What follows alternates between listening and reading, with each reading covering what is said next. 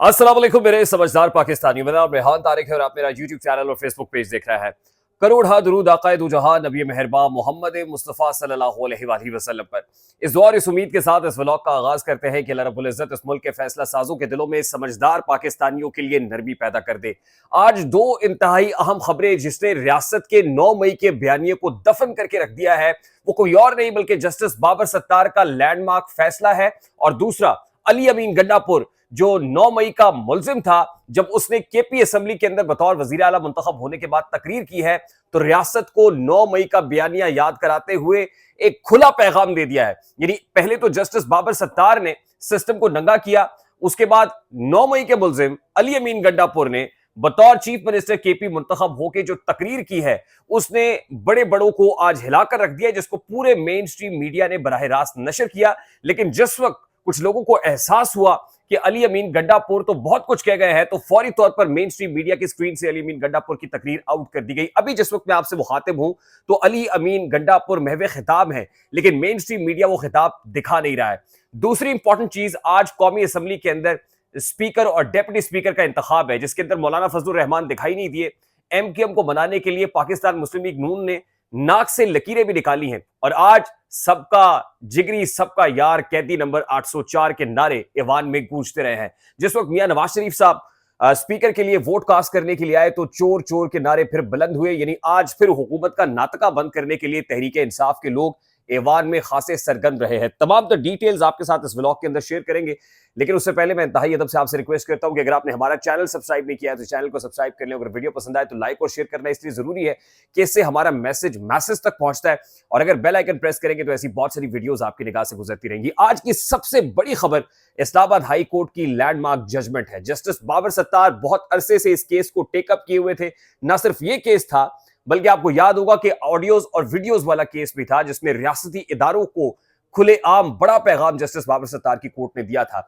Justice Babar Sattar साहब ने जो खासतौर पर डिप्टी कमिश्नर इरफान नवाज मेमन है, उनके एमपीओ ऑर्डर्स को बारहा कलअदम करार दिया, लेकिन डिप्टी कमिश्नर के कान पर जू तक ना रेंगी और बार बार एमपीओ ऑर्डर्स जारी करके पाकिस्तान तहरीक इंसाफ के रहनुमाओं को गिरफ्तार किया जाता रहा। खासतौर पर पर्टिकुलरली जिस वक्त ये केस सामने आया था, तो उस वक्त शहरियार आफरीदी और शानदाना गुलजार की गिरफ्तारी का मामला था। बावजूद इसके कि एमपी ऑर्डर्स को कलअदम करार दिया गया, डिप्टी कमिश्नर ने फिर एमपी ऑर्डर्स जारी किए, back to back MP orders जारी किए गए, और शहरियार आफरीदी, शानदाना गुलजार समेत पाकिस्तान तहरीक इंसाफ के मुताद्दिद लोगों को एमपीओ के तहत गिरफ्तार किया गया, मेंटेनेंस ऑफ पब्लिक ऑर्डर के तहत गिरफ्तार किया गया।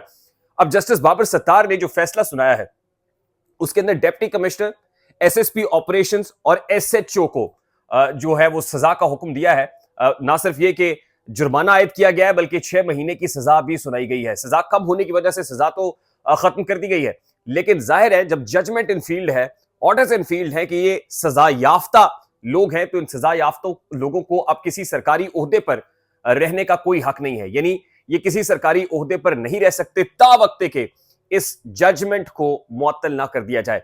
लेकिन मैं आपको बता दूं कि इंट्रा कोर्ट अपील जो दायर की जाएगी इस मामले के बाद, और जाहिर है ये तैयार कर ली गई है, intra court appeal Islamabad high court में दायर की जाएगी। उसके अंदर दो ही चीजें हो सकती हैं, या तो इस सजा को माफ किया जाए, उसके अंदर जो है सस्पेंशन का ऑर्डर हो, सजा मुअत्तल हो सके, या फिर उनकी जो जमानत वाला मामला है और जुर्माना माफी की दरखास्त है वो है। मैं आपको बताऊं कि जस्टिस मियां गुल हसन औरंगजेब साहब इस हवाले से पहले ही रिमार्क्स दे चुके हैं कि सजा मुअत्तल नहीं हो सकती है। सजा मुअत्तल यानी सस्पेंशन ऑफ द ऑर्डर नहीं हो सकती। अगर सस्पेंशन नहीं हो सकती, सजा इन फील्ड रहती है, सजा इन फील्ड रहती है, सिर्फ जमानत हो जाती है। आपको याद होगा कि जिस तरह इमरान खान साहब के तोशाखाना केस के अंदर मामला हुआ था, तो नाअहल वो रहे, यानी इमरान खान साहब को नाअहल करार दे दिया गया तोशाखाना केस में, बावजूद इसके कि सस्पेंशन का ऑर्डर इशू हुआ। तो अगर ये लोग इसी तरह का रिलीफ इनको मिलता है, जो जुज़वी रिलीफ होता है, सजा जो है मुअत्तल नहीं होती, तो फिर ये लोग नाअहल तो रहेंगे और फिर किसी सरकारी ओहदे पर नहीं जा सकेंगे, कोई ट्रांसफर पोस्टिंग नहीं होगी, ये कि कोई सरकारी नौकरी पे काम करने के अहल नहीं होंगे। लेकिन इसके साथ साथ जस्टिस बाबर सत्तार ने यह भी कहा है कि अब ये जिम्मेदारी है हुकूमत की को इसका तयन करे कि बावजूद इसके कि एमपीओ ऑर्डर्स जारी किए गए, कौन है जो इनके पीछे था, जो अदालती फैसलों को के बावजूद उनको पतंग बना के उड़ाता रहा, और कटी पतंग की तरह से जनाब ये तमाम तरह फैसले आते रहे, और इसका तयन अब हुकूमत को करना है। लेकिन साथ ही साथ ये भी कहा है کہ ایسی منتخب حکومت ہونی چاہیے جو عوام کی منتخب ہو, جو عوام کا مینڈیٹ لے کر آئے. تو ایک تیر سے دو شکار کیے جسٹس بابر ستار نے. ایک تو بڑے بڑے لوگوں کو آئینہ دکھایا ہے, اور دوسرا یہ بتا دیا ہے کہ جعلی مینڈیٹ والی حکومت نہیں ہو سکتی, بلکہ حکومت تو وہ ہے جس کے پاس عوامی مینڈیٹ ہو.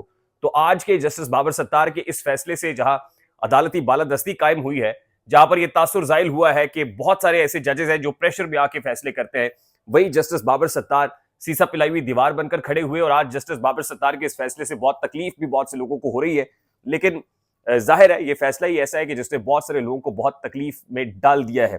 اس کے ساتھ ساتھ آج ایک طرف تو یہ فیصلہ آیا, اور جس وقت یہ فیصلہ آیا تو اس وقت قومی اسمبلی کا اجلاس جاری تھا, جس وقت ایوان مچھلی منڈی بنا رہا. اور میں نے آپ کو گزشتہ رات ہی بتایا تھا کہ پاکستان تحریک انصاف کے لوگ آپ کو ایک نئے روپ میں دکھائی دیں گے, اور آج ہی پاکستان تحریک انصاف کے لوگوں نے بھرپور شور شرابہ کیا, اسپیکر ڈائز کا گھیراؤ کیا, چور چور کے نعرے لگائے, سب کا جگری سب کا یار, قیدی نمبر 804 کے نعرے لگتے رہے. عمران خان قومی اسمبلی کے اندر نہ ہونے کے باوجود گونجتا رہا, ماسک پہنے جاتے رہے. اسپیکر کی طرف سے آرڈر جاری کیا گیا, کوئی پوسٹر نہیں لہرائے گا, خلاف آئین ہوگا, خلاف قانون ہوگا, پوسٹر نہیں لہرایا جا سکتا, نعرے نہیں بلند کیے جا سکتے. لیکن اسپیکر کی ایک نہیں سنی گئی, اور اسپیکر کو مجبوراً اسد کیسر کو مائک دینا پڑا, اسپیکر کو مجبوراً عمر ایوب کو مائک دینا پڑا. مجھے نہیں لگتا کہ ٹریری بینچز کی طرف سے کوئی بات کرے گا اور اپوزیشن اس کو اتنی آسانی سے بات کرنے دے گی. ایک متحدہ اپوزیشن بننے جا رہی ہے قومی اسمبلی کے اندر, وہ متحدہ اپوزیشن جس کے اندر مولانا فضل الرحمان بھی ہوں گے, جس کے اندر لائکلی پاکستان تحریک انصاف سنی اتحاد کونسل تو ہوگی, لیکن کوشش تو یہ بھی رات تک کی جاتی رہی کہ ایم کیو ایم کو بھی اپنی صفوں میں شامل کر لیا جائے. خیر, ایم کیو ایم اور پاکستان مسلم لیگ نون کے مابین جو معاہدہ ہوا ہے میں اس طرف آتا ہوں, لیکن اس سے پہلے آپ کو بتاؤں کہ ساتھ ہی آج علی امین گنڈا پور کو بطور چیف منسٹر کے پی منتخب کر لیا ہے. 90 ووٹ لے کر وہ وزیر اعلیٰ کے پی کے منتخب ہو گئے ہیں, اور وزیر اعلیٰ منتخب ہونے کے بعد آج علی امین گنڈا پور صاحب نے جو تقریر کی ہے وہ بھی کافی تاریخی تقریر ثابت ہو گئی ہے, کیونکہ علی امین گنڈا پور نے سب سے پہلے تو عمران خان کا مقدمہ ایوان اسمبلی کے اندر رکھ دیا, اور اس کے اندر یہ کہا کہ عمران خان کو فی الفور رہا کیا جائے. دوسری چیز جو علی امین گنڈا پور صاحب نے کی ہے وہ یہ کہا ہے کہ میں اپنے آپ کو پیش کرتا ہوں, سب سے پہلے ہم سے شروعات کی جائے. فارم 45 ہمارے, اگر کسی کو شک ہے کہ یہاں پر دھاندلی ہوئی ہے کے پی کے اندر تو چیک کر لیں, ہم سے شروعات کرتے ہیں. لیکن پورے ملک کے اندر جس طرح کی جاری انتخابات ہوئے اور پوری دنیا ہنس رہی ہے, یہ فارم 45 کا جو رولا ہے وہ ختم کرنا چاہیے. یہی معاملہ آج قومی اسمبلی میں بھی ہوا, جس پر اسپیکر نے کہا یہ معاملہ تو الیکشن کمیشن کا دیکھنے کا ہے. اب کیا کریں کہ الیکشن کمیشن تو کسی ایک کے سننے کا نہیں ہے. اس کے بعد علی امین گنڈا پور صاحب نے فلسطین مسئلہ, کشمیر کا مسئلہ, اس پہ ہمیں احتجاج نہیں کرنے دیا, حتیٰ کہ توہین قرآن کے معاملے کے اوپر احتجاج نہیں کرنے دیا گیا. جو ظلم اور تشدد کے پہاڑ توڑے گئے, اس حوالے سے بھی علی امین گنڈا پور نے ایوان کو جو ہے وہ آگاہ کیا, اور یہ کہا کہ وہ اپنی یہ جو سٹرگل ہے وہ جاری رکھیں گے اس وقت تک جب تک ملک کو حقیقی طور پر آزاد نہیں کرا دیا جاتا. اب اتنے سخت جملے جو بولے جا رہے تھے, اب ایک 9 مئی کا ملزم ہے جس کو ریاست نے ملزم قرار دیا ہے, وہ ملزم نہ صرف کے پی کا چیف منسٹر منتخب ہوتا ہے بلکہ ایوان کے اندر ایک تگڑا خطاب بھی کرتا ہے, اور اس خطاب کو پورا جو نیشنل میڈیا ہے وہ براہ راست نشر کرتا ہے. بہت دیر تک نشر ہو جاتا ہے, تو اس کے بعد اچانک مین اسٹریم میڈیا سے اس خطاب کو آؤٹ کر دیا جاتا ہے, بریک لے لی جاتی ہے. یعنی وہ کہتے ہیں نا کہ بہت دیر کی مہربات آتے, شاید بہت دیر بعد جو ہے لوگوں کو پتہ چل رہا ہے کہ ایک نیریٹو تو بلڈ ہو گیا, اور پریکٹیکلی یہ جو دو چیزیں ہو رہی ہیں اس نے تو سسٹم کو کافی مشکل میں ڈال دیا ہے. اور 9 مئی کا بیانیہ جو مولانا فضل الرحمان کہتے ہیں کہ دفن ہو گیا, خاص طور پہ 8 فروری کے انتخابات کے بعد, تو وہ تو بیانیہ خاصا دفن ہوتا ہوا دکھائی دے رہا ہے جسٹس بابر ستار کی ججمنٹ کے بعد بھی اور علی امین گنڈا پور کی تقریر کے بعد بھی. دوسری طرف حکومت بچاؤ مشن بھی عروج پر ہے. آج ایم کیو ایم اور پاکستان مسلم لیگ نون کے مابین معاہدہ ہوا. اگر یہ کہا جائے کہ نون لیگ ناک سے لکیریں نکالنے کے بعد ایم کیو ایم کو ایوان میں لے کے آئی تو کہنا غلط نہیں ہوگا, جس میں نون لیگ نے 3 نکاتی معاہدہ ایم کیو ایم کے ساتھ کیا کہ ایم کیو ایم جو ہے وہ اپوزیشن پر نہیں بیٹھے گی, بینچز پر نہیں بیٹھے گی, بلکہ ٹریری بینچز پر ہوگی. اور ظاہر ایم کیو ایم تو ہمیشہ ٹریری بینچز پر بیٹھنا پسند کرتی ہے, وہ اپوزیشن کر ہی نہیں سکتے, وہ اپوزیشن کرنے کے لیے بنی نہیں. اور دوسرا یہ کہ اسپیکر اور ڈیپٹی اسپیکر کی جو چناؤ میں ایم کیو ایم شامل ہوگی.